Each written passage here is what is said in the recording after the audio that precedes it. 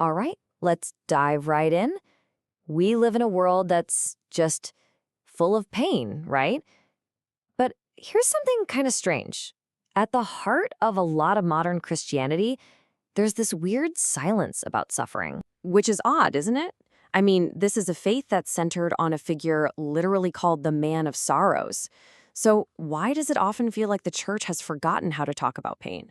Why have all those prayers of protest and grief, the ones that fill the Bible, why have they gone so quiet? Well, according to a whole bunch of thinkers today, the answer is pretty fascinating.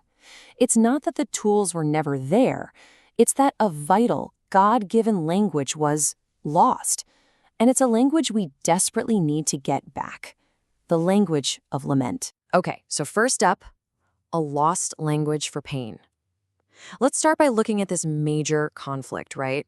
It's the huge gap between what our culture tells us to do with our pain and what the Bible actually invites us into. So on the one hand, you've got this immense cultural pressure to just fake it till you make it, right? To pretend you're fine, put on a happy face, suppress all those struggles. But the biblical invitation, it's something completely different. It's a call for honest complaint. It actually wants you to talk to God about your pain, to really process your grief with Him. And get this, it's not seen as weakness, it's seen as the path to real authenticity. All right, next section, the anatomy of a lament. So what even is this lost language? What does it look like? To really get its power, we've got to look at its structure, because it's way more than just being sad or shedding a few tears. The absolute key here is its direction. A lament isn't just you yelling into the void, It's defined as a prayer in pain that leads to trust. It's this powerful, passionate, and really intentional choice to turn toward God with all your grief and sorrow, not away from Him. And this brings up a super important distinction.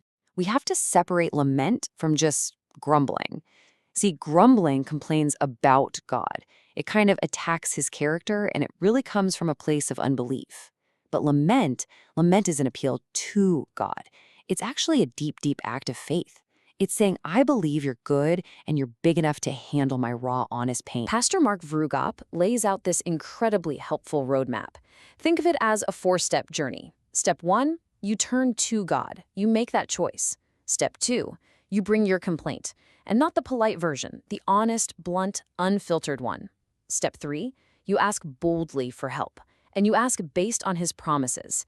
And then step 4, and this is so crucial, you choose to trust. It's this deliberate act of faith, even when nothing has changed yet.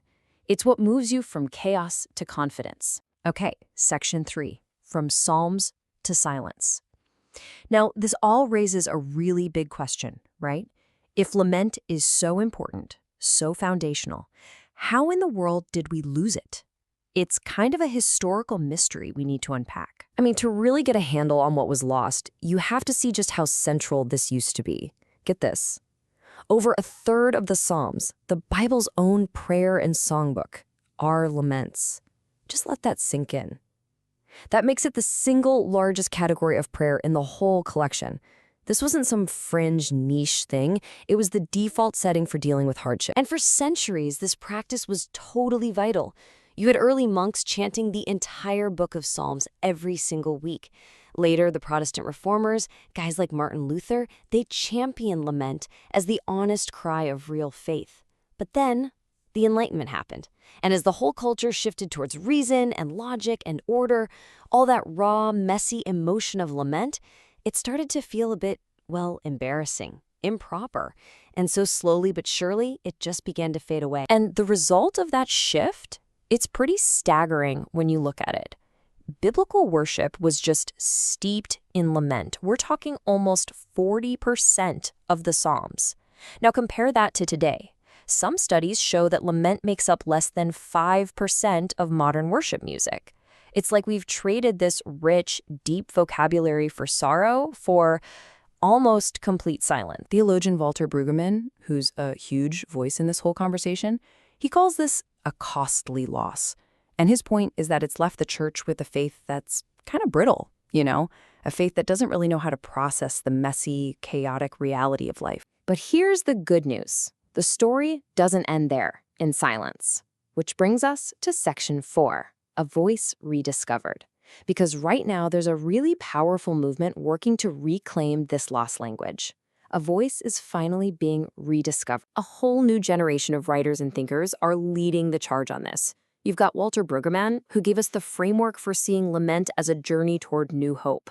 Song-Chan Rah, who brilliantly connects the absence of lament to social injustice. We've already talked about Mark Vroegop and his practical 4-step roadmap. And then you have people like J. Todd Billings, who are modeling this rugged faith, wrestling with God through incredible personal suffering. Sung-Chan Rah makes this really piercing point. He says that a church that's obsessed with always looking victorious and successful, well, it's never going to feel the need for lament. And why does that matter so much? Because lament is the native tongue of those who are suffering, of the marginalized. So to get this language back is to get back our ability to truly stand with them. And this isn't just some abstract academic idea. It's leading to real, powerful action. You're seeing communities use corporate lament to confront the deep historic scars of things like racism, to mourn together after a community tragedy, and to build bridges in a world that feels so divided. It's becoming a genuine tool for healing and reconciliation. So that brings us to our final section, why this matters now. Let's really bring this all home. Why is rediscovering this ancient practice so important for us right here, right now? This verse from the book of Lamentations of all places pretty much says it all. After chapters of just gut-wrenching agony, the writer makes this incredible turn. He says, "Yet this I call to mind, and therefore I have hope." It shows you that lament is never, ever a dead end. It's the path through the despair to find a tough, resilient hope that's actually grounded in God's faithfulness. And really, that's the main takeaway here.